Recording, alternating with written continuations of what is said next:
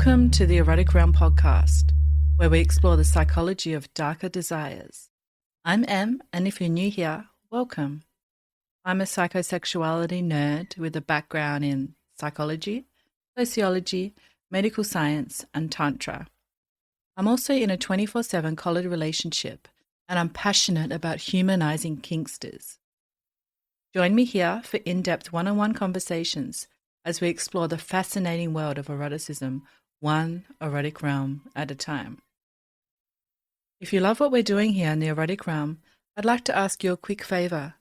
Can you follow and rate the show on Spotify? It helps the show reach more people like you. And if you haven't yet, I'd love if you could subscribe to my Substack, Psychology of Desire. This is where I go even deeper into the science of symbolism, of desire, archetypes, and erotic evolution. You'll get access to articles, unique surveys and research, and behind-the-scenes access to everything we're building. Visit psychologyofdesire.substack.com. I'll see you there. And now for today's episode. The following conversation brings us into the heart of a triad, one defined by devotion, erotic power, and the reimagining of love itself. In this final part of our 3-part relationship series, we meet Iris, the third partner in the long-term love story shared by Master MissMarie from 2 weeks ago and MelissaBound from last week. Together, the three of them form a polyamorous, kinky triad bound by surrender, protection, and care. Known as MissMarie's submissive and MelissaBound's dominer, and proudly identifying as a Cuckcake, Iris embodies the complex fluidity of queer, erotic identity. In this conversation, we explore what it means to enter an established love, to balance submission with dominance, to find healing through BDSM, and to nurture both compersion and erotic devotion in a triad dynamic. This episode closes a trilogy that has offered the very first intimate portrait of queer poly love and power exchange ever shared on the erotic realm. Enjoy. Hi everyone, and welcome to the Erotic Realm podcast. Today, I'm very pleased to be chatting to Iris. Welcome, Iris. Thank you. Thanks for being here. So I like to begin the podcast by exploring a bit about who you are.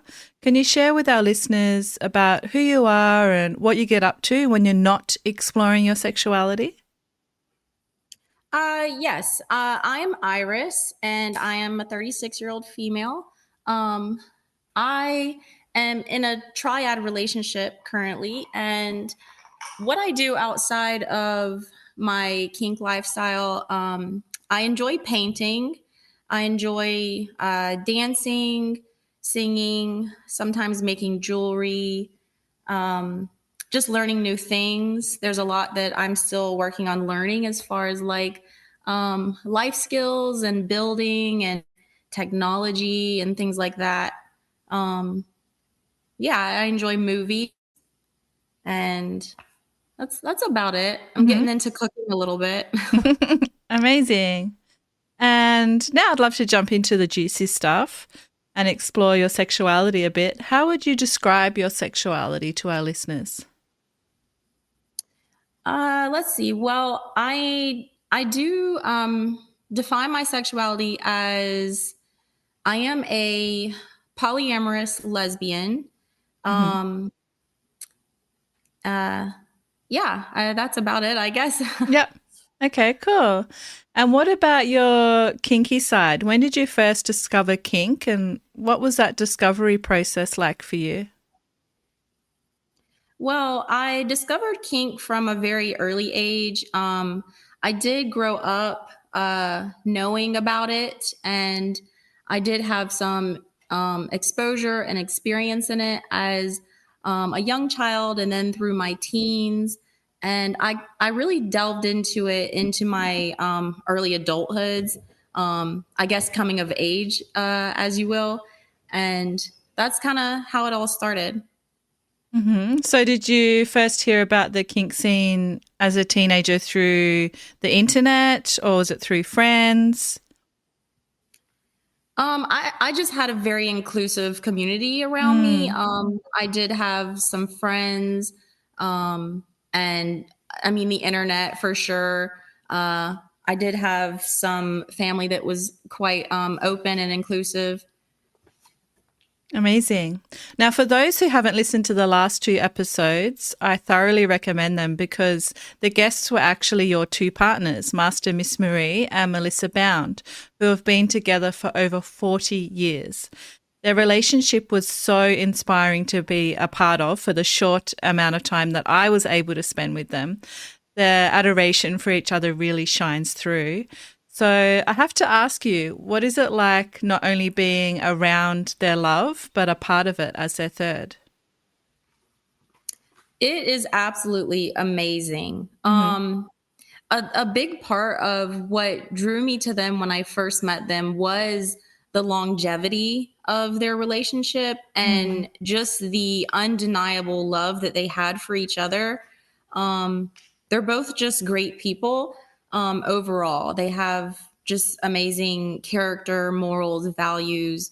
They're very kind and loving. And I felt that from the very first time that I met them. Mm. Um, and it really made a difference for me because um, even though I had a lot of experience and exposure as a child, it wasn't always the greatest, or I didn't have the healthiest examples to obtain more information from there. So being able to come across more community and more people that were more knowledgeable and open and considerate was great. And I definitely just loved them. Mm-hmm. I can hear it. So how did you first meet them? What was that first meeting like? Was it at a kink event? It was. I got back into the community. Uh, when I first got in, I joined a leather club, and I was in that for a couple years. And I was still quite young, so I spent a couple years learning and being in the community, and just life kind of took its toll a little bit. So I took a bit of a hiatus, and then I decided to go back. So I started back into the roots, and I went back out to that leather club, and they were having an event, a public bar night. And so I decided to go out and start there, getting back into the community, and they happened to be there. So that's where I met them. And did you approach them or did they approach you? I'm pretty sure they approached me. I was quite shy, and I definitely was in my mind a lot back then. I've never been super social, and I really struggled. So I'm pretty sure I did not approach them. Although, when I did first see them, I was immediately intrigued and wanted to know them, and I did want to talk to them, but I was very shy. And so we had some mutual friends that asked us to take pictures together. And, despite not even knowing each other, of course, we're all there together. So we took a picture together. And I think that kind of opened up an avenue for talking and getting to know each other. Cute. So how long have you been together now? We've been together a little bit over a year, I believe. So in those first few moments when you were meeting them, was there a particular moment that made you think I'm meant to be part of this dynamic, or was it more a gradual unfolding process? Um, it did take a little bit of time, but I really think that was mostly on my part as far as just who I was when I met them and my mindset. Personally, I was very guarded, and I had a hard time meeting new people and trusting. And I actually had no desire to even pursue a relationship. But once we started talking, it did move pretty quickly after that. So have you been in a triad relationship before or considered one? I had been in one previous one before. Okay, amazing. So one of the traditions on the podcast is exploring a quote with you. And today's quote is from Bell Hooks, who was an American author, professor, and cultural critic who wrote extensively on love, relationships, and social justice. And she once said, "Love is an action, never simply a feeling." So I wanted to ask you a little bit about this. What actions from your partners make you feel most deeply loved and desired? Um, they do so much for me in regards to actions. Mm, There's a lot of teaching. Like just the difference in my life growing up and the knowledge that I had up to this point in my life was not was just not enough, to be fair. And so they were always very loving and kind, and they have a plethora of knowledge. So they always were open and willing to teach me things and guide me. And they were always very um, affectionate, very mm, affectionate and patient. And those were things that were very important to me, as well as just safe people in general. They showed me a lot of safety, and I felt safe around them, and I didn't feel like I had to hide or pretend that I knew something when I didn't. I wasn't afraid to ask questions or try new things. And they definitely encouraged me a lot. mm, In the times that maybe I was fearful or hesitant, they definitely were encouraging and patient at the same time. So it definitely was just a very good feeling overall. And they just do all the right things. I mean, they show up, they're consistent, they're honest, they communicate, and they're definitely always looking to meet my needs and desires. mm. So let's chat a bit more about those needs and desires in the relationship. We've heard from Miss Marie that she is the dominant one in the relationship and MelissaBound is their submissive. Where do you fit in that in terms of your power dynamic? I am actually a switch, and Hmm. so I fit very perfectly in the middle. I am Master MissMarie's submissive, and I am Melissa's domina. So Mm. I do fit quite nicely in the middle. Sounds like a lot of fun. I'm curious to hear more about your first play scenes with Master MissMarie, if you're comfortable sharing. What kind of sensations, emotions, or power exchanges stand out most when you look back about those first times together? Absolutely. Our very first scene was just amazing. Of course, it wasn't much planned, to be honest. It just kind of flowed. Cool. Like I said, when they met me, I was very guarded, and so I didn't I didn't have a lot of safety net, and I had trouble trusting and being affectionate or even receiving affection. Mm. So our first scene, Master Marie tied me rope with rope. We She did a bondage scene, and she tied me to Melissa. So we were both standing, and she tied our legs and hands together, and we were facing each other. Mm. So it worked out really well because one, it gave me a chance to be intimate and close to Melissa, who had amazing energy, of course. And because of our height difference, my face was resting quite well in between her breasts. Mm. And so it was a bit of a comfort. And she did some teasing. Master Marie did some teasing and some impact. And Melissa and I kind of played and did a little bit of foot wrestling and just made it very playful. Hmm. And that kind of helps me relax. And so that was really nice. And then I think maybe even a week later, maybe not even, I don't know, but we had our second scene, and it was a bit more planned. And Melissa helped Master Marie to tease me. Master Marie rope bound me again on what we call the pillory. And so my arms were bound, and I was on my knees pretty much. And Master Marie used the Hitachi on me, Mm-hmm. and the intent was not to reach climax. But lo and behold, with teasing between her and Melissa, it happened pretty quickly, and I was definitely surprised and thrown off because I had not expected it. Because to be Mm. fair, I was still quite guarded and was still working on my own personal struggles with receiving and feeling safe due to past experiences. Mm-hmm. So it was just very wholesome and very encouraging and definitely a very intimate bond from the very beginning between us. Mm. So would you say that this relationship has been very healing for you? It sounds like you've healed a lot. Oh, absolutely. I Mm. mean, heaps and bounds since we Mm. met a year ago. I'm a completely different person. Mm. What's been the most healing aspect of the relationship for you? Um, I think a lot of it has been just a lot of the impact has done a lot for me. I did have some struggles with different mental health aspects, Mm-hmm. and I did struggle with self-harm for a bit.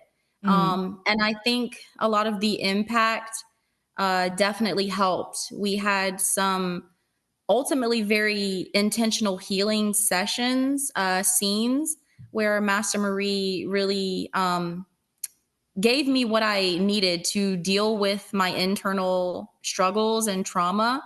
And she followed up always with love and affection and reassurance and the positive things that I needed to hear or know to replace the negative things. And that was just very healing. And Mm. I've gotten a lot of healing also from Melissa in regards to putting fears aside and learning new things and not being afraid to, ask for help or even working on my confidence, obviously, stepping up and being her domina and um, being accountable for myself was in some ways very healing because I needed to grow as a person. And Mm. most people that know that you can't grow very much when you're comfortable. Mm. Mm-hmm. Very well said. So you mentioned that you also dominate Melissa together with Master MissMarie. The first time that you co-topped Melissa together, what was it like sharing that dominance with MissMarie? It was absolutely amazing. It was a little intimidating a little bit only because I had experience as a dominant and a top previously before us, but it was definitely in a different light and a different aspect. And I was doing it independently, so I didn't have additional energy to feed off of. And she has still way more experience than I do, and so being able to work alongside her as her submissive, but also as Melissa's domina was a bit of a mind fuck for a little bit, but Mm. it was very nice and very interesting. And I loved how we could take turns and exchange energy and learn things and just make an overall amazing scene Mm. by the end of it. Sounds amazing. So how would you say your domina side with Melissa differs from your submission to Miss Marie?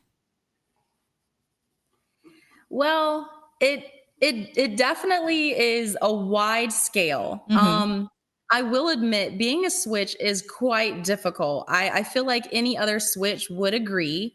It is difficult to have different mindsets or live those lives simultaneously. Mm. So my dominant side, being Melissa's domina, um, I find ways to interact with her and love her and take care of her and command her at times and do things in my own light or things that you know that I would like to receive from her. And then I kind of get some of that as well from Master E in regards to how she commands me and how Mm. she takes care of me. And so it's really difficult sometimes in the dynamic to switch, especially if it's pretty quickly. But it really flows depending on the day, and just what's going on and how we're all feeling. And it does seem to be very natural now for the most part, just because I'm well versed in my role, and Mm-hmm. I think we all are. So Mm-hmm. So has the triad dynamic influenced your sexual or kink identity in ways that you didn't expect? I would say yeah, yeah. Mm. In some ways, absolutely. I was uh, majorly dominant before this relationship. Ah, okay.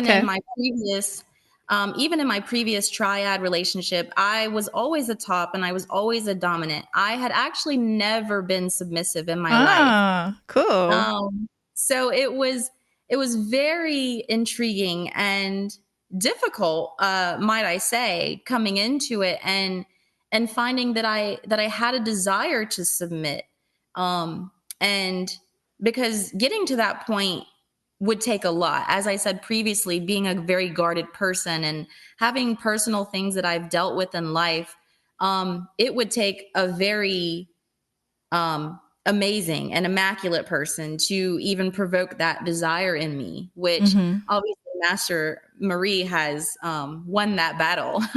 Mm-hmm. And so going from being a dominant person and pursuing life in that manner to being able to submit and learn some of those aspects has been amazing. It sure sounds amazing. Now, another tradition on the podcast is exploring a research article with you. So, I want to bring in a fascinating study from 2011 titled Polyamorous Women Sexual Desire and Relationship Quality. This is one of the few large scale national studies that really looks at polyamorous women's experiences of both emotional and erotic connection. So, the author found that for many women in polyamorous relationships, desire isn't diminished by having multiple partners, it's often amplified. And what really fuels that is intentional communication, compersion, and a deep trust that allows pleasure to flourish without threat.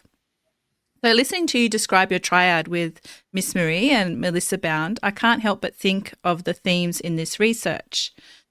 So, in the study, women described how polyamory sometimes increased desire because it allowed more freedom for erotic expression without the fear of scarcity.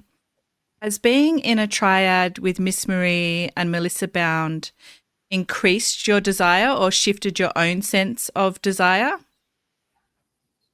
Absolutely, Mm-hmm. in ridiculous amounts. Oh. As I said before, I had a mentality of being guarded and ultimately being alone for the rest of my life. I had just struggled so much, and Mm. I had no desire or concept of even being with anybody, nonetheless more than one person, which was difficult at times because I knew I was polyamorous. Um, I'd known from a very young age that I just had so much love within myself that I wanted to offer people. But I ended up where I did ultimately just because I didn't receive as much back. And so having both of them definitely brought out what I had always wanted. I'm a huge compersion slut. I absolutely love compersion and I love the feeling and I love when others experience it. So being in our triad and being able to love each other individually, all together, just everything that we pursue on on a regular basis has just been amazing to just live life together and Mm. be able to be there for each other. And like our play scenes has just been, I can't even describe, just absolutely amazing. It's nonstop and it has definitely provoked a lot of desire that I had not had previously, and Mm. an amount that I never thought was even conceivable for Mm. myself. So that is just ridiculous, amazing. It sure is. Now, you mentioned being a compersion slut. For those people who may not be familiar with the word, can you share with us what compersion means and how it shows up for you? My definition, compersion is just the joy and happiness and love that you feel for others, and when they feel those things, there's less room for things like jealousy or insecurity. That doesn't really pop up. It's more like when Master MissMarie and MelissaBound kiss, or they share intimate moments, or they do things when I'm not around, or whatever. I absolutely want to hear about them because I'm very happy about that, and I encourage it, and I want more of it. Mm. um Not that I don't want to be involved, because I will at some point. Hmm. But it's just so amazing to be able to have that that love and that feeling of joy for somebody else, where it's not self-centered or all about what you're receiving or what you're giving. It's Mm. about the other person, and it's just a very wholesome feeling. Beautifully said. So, the research also found that many women linked high relationship quality with intentional erotic connection, not just sex, but little rituals, touches, or words that keep the erotic alive. What are some of the everyday or subtle ways that your triad nourishes erotic energy that you're happy to share?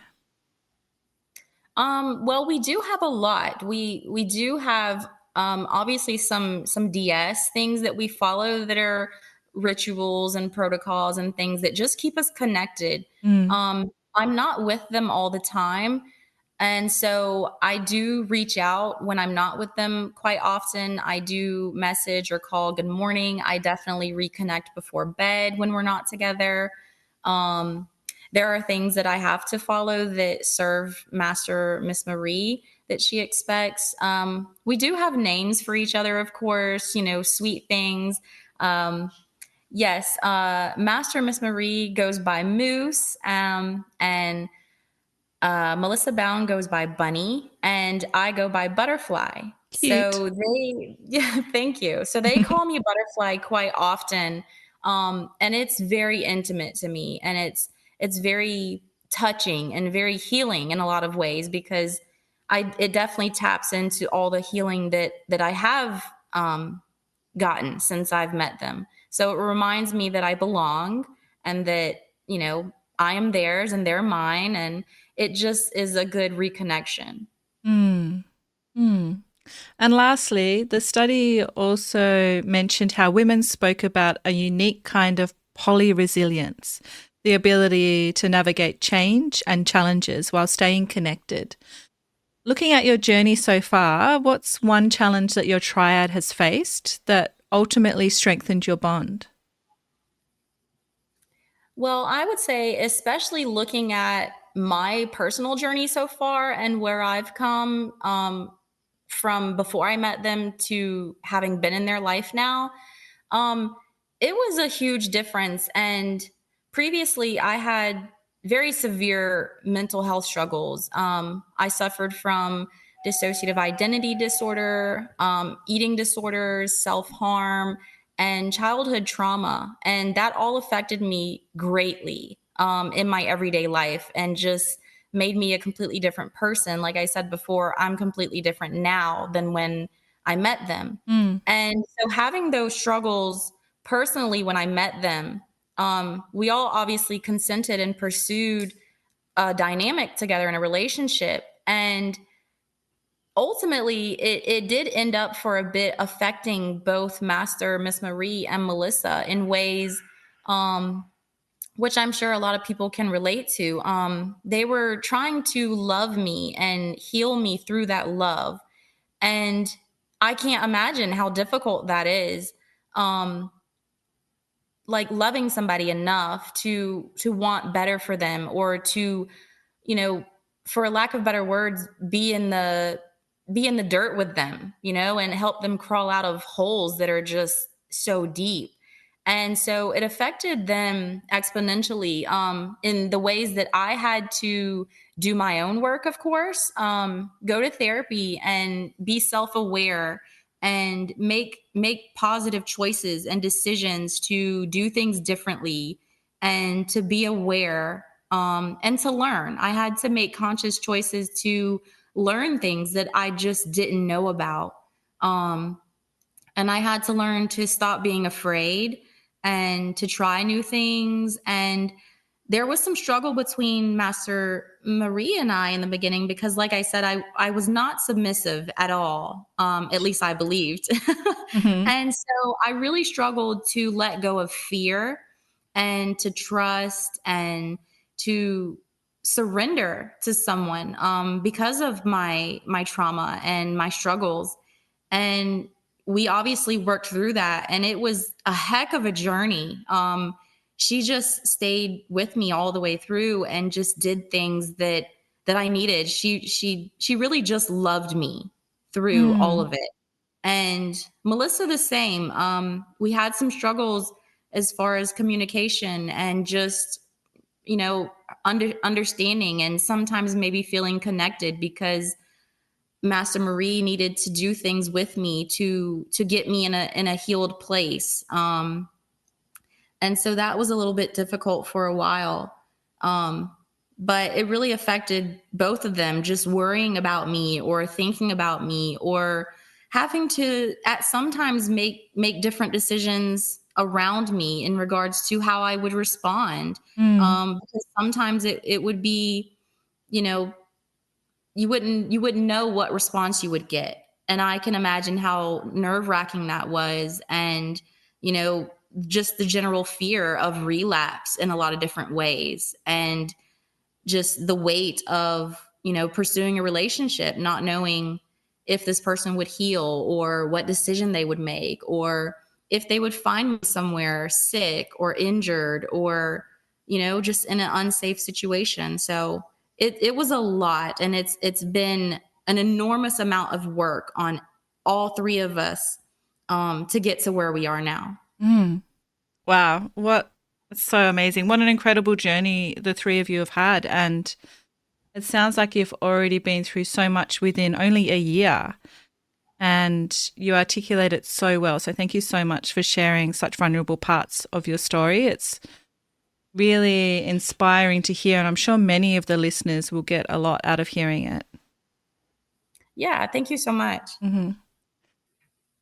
So, Iris, as part of our conversation today, I asked you to bring along something to share, such as a quote, book, or a movie that's influenced your eroticism. Can you share with us what you've brought along today and how it shaped your erotic realm? Yes. There's a movie from 2017. It's called Professor Marston and the Wonder Women. I came across this movie a couple years ago. I think I watched it for the first time, and I was just blown away because it is about a polyamorous relationship. It's about a triad, um, a male and two females.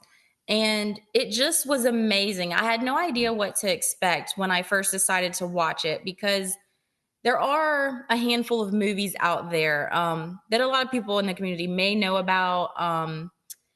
One of the most prevalent ones, what is it called? I should have thought about it. It's okay. Another one about a triad. Yes, yes. And Hmm. so, anyways, when I watched this one, it was just mind blowing because it it really had so much in it that I liked, and the way that it was portrayed was just great. I mean, the scenery was great, the relationship was great, the feelings were very on point and accurate. I think, in my perspective, that maybe a lot of people could relate to. There was definitely a lot of compersion. There was some obvious consent. So there was just parts of it that were just amazing. And it's obviously the psychologist guy was coming up with Wonder Woman, the character, and Mm. just the way it was portrayed as far as how the triad worked. And there were some very sultry scenes in the movie that definitely inspired me. Because like I said, I'd already known that I was polyamorous and a lesbian. And so just being able to see those things portrayed in a positive light versus a negative light, like some other movies had shown, was just encouraging and very inspiring. And it's a good movie. It sure is. It's one of my favorites. So for the listeners, if they haven't checked it out, I highly recommend it. Now, outside of kink, I'm curious, what's the most inspiring thing about being inside your relationship or being around Melissa and MissMarie? Honestly, I think it's very inspiring for me personally, um, just because of the longevity of their relationship. And I think it's fair to say that maybe today's society or culture doesn't have as much emphasis on longevity or even the healthy aspects that it takes to continue a relationship and work through difficult things that a steady long relationship requires. Mm-hmm. So just the intent that they have and the love that they have and the intent and love that I'm bringing to combine with them Mm. is just very hopeful. I feel like in regards to all of us, because it's hard work and there's not a lot of people I feel like that do it these days, either for a lack of knowledge or education or even intent and practice.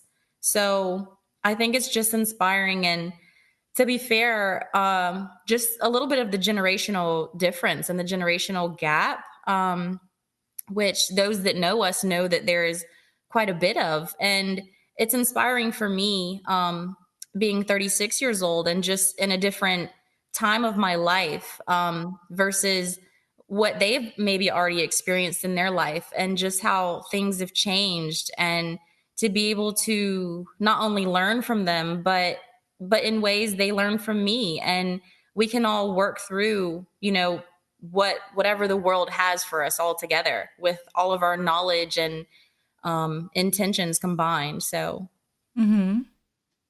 If there's someone listening today that's never spoken to someone that's in a triad relationship before, what's the one thing you'd like to share with them about your relationship? um I would honestly just say that there is no easy way.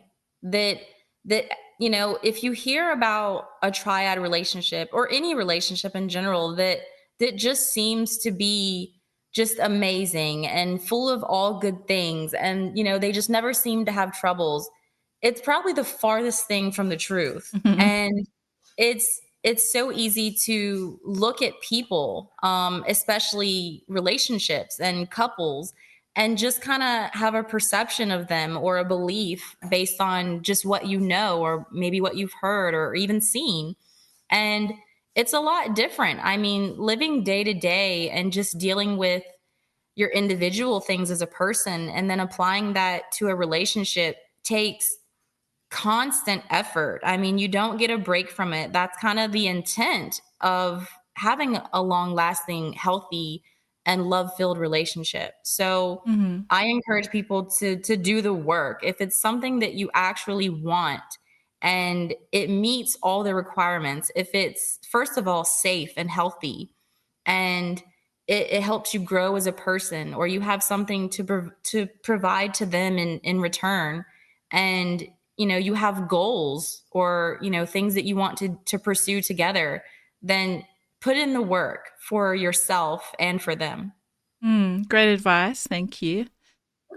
We have another tradition on the podcast where I ask the guest a question sourced by the listeners. And today, one of the listeners wants to know, how do you deal with jealousy in your triad? So we spoke about compersion already, but I feel this is also important to explore for the listeners because I imagine a lot of them will have this question in mind when thinking about polyamory.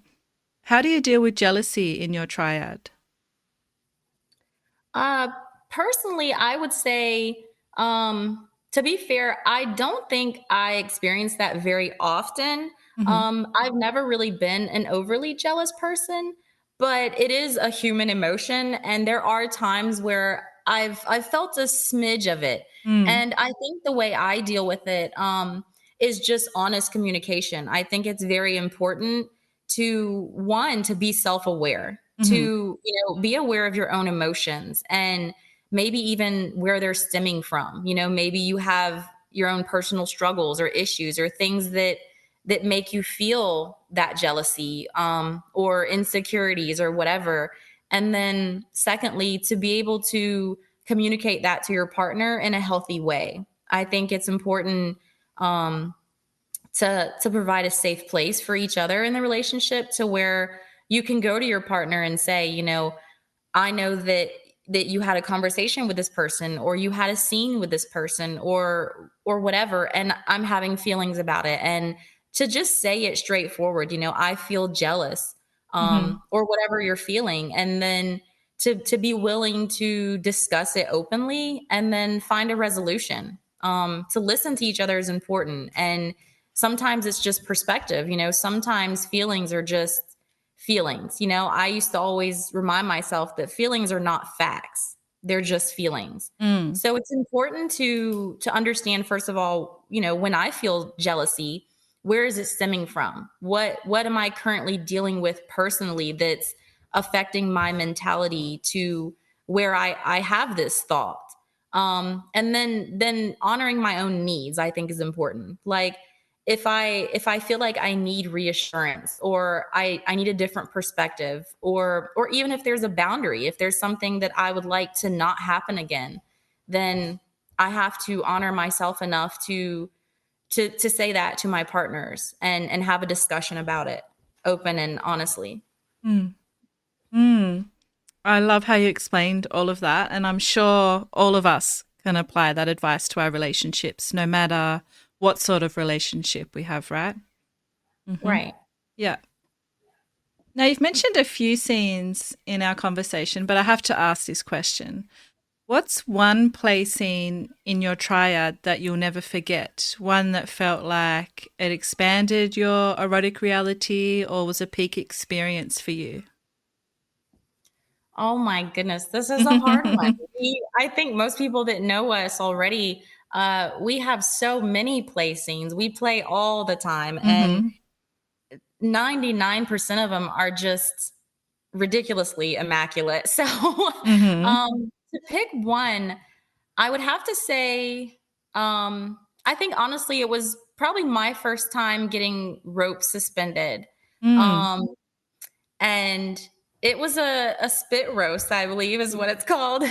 So it was definitely delving into a new thing for me, being submissive. Like I said, I was still stepping into, um, pursuing that, the submissive part of myself. And so Master MissMarie tied me up in rope bondage and suspended me on the hoist. And so while I was up there, of course, the way that she had me suspended with rope, she used the strap on to, um, yes, she used the strap on to fuck me. Hmm. and and Melissa used a strap on in my mouth.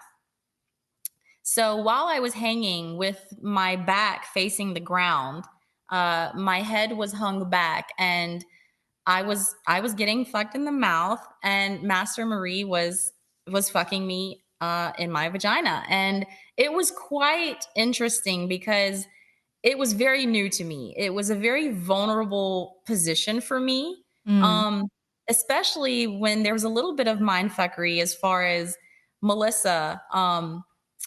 Face fucking me. So being her domina sometimes comes into play in interesting ways during some of our scenes. And I obviously am aware of the roles, and that she is only doing what Master Marie has commanded her to do to Mm. assist in the play scene.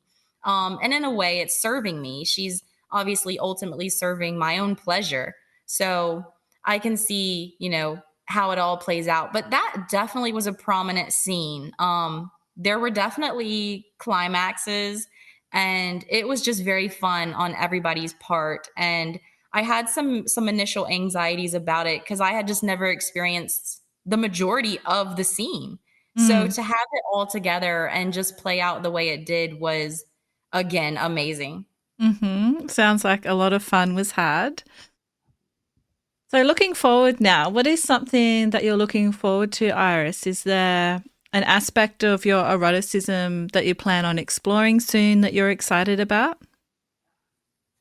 There is so much that I'm still exploring on a personal level. I definitely look forward to just the general development of our relationship and our triad, Mm. um, and in our individual dynamics as far as being Master Marie submissive and being Melissa's domina.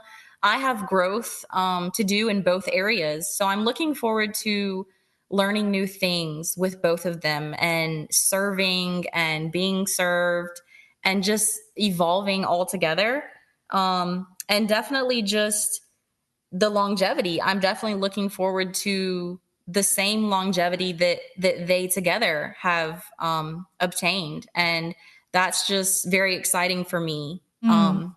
And we have, just life goals that aren't even um, erotica based. I mean, I look forward to traveling with them and just exploring life things with them and, learning and being able to, learn more about each other as we grow and to take care of each other in new ways. And just everything together is just exciting. So loving and beautiful. Now, if you had to describe your sexuality in just one word today, what would that word be and why? I I would say pansexual, honestly. Um, I do identify as a lesbian. Um, I have had previous relationships with cis males, and they were majorly affectionate and intimate. I have been able to have intimate bonds with men that were just on a level of caring about each other, whether they were like a father figure in my life or just someone that we could have, general affection that was platonic, and things like that. So I don't necessarily rule out the fact that I could be close to a male, but in general, I am a lesbian as far as intimacy and sexuality goes. So I guess it's kind of hard, but I would say pansexual just because I prefer the inclusivity of not ruling out people as humans just based on my sexual preference. Mm-hmm. Well, I'd like to thank you for sharing with us in such an open and beautiful way today, Iris. Thank you so much. I appreciate it. Thank you again. I'm Em, and this has been the Erotic Realm podcast. Thank you for listening to the Erotic Realm. If this episode stirred something in you, please take a moment to follow the show, leave a rating, or write a review on Spotify or Apple Podcasts. It helps more people find the show and brings visibility to this deeper conversation about eroticism and self-understanding. I'd also like to invite you to dive deeper into the psychology of desire, including my writing, research, and upcoming courses over at psychologyofdesire.com. And if you want the full experience, join thousands of curious minds on my Substack at psychologyofdesire.substack.com, where I release the Psychology of Desire case files, behind-the-scene thoughts, and intimate reflections every week, plus more. Until next time, stay curious, stay embodied, and keep exploring. Also, as always, stay perverted.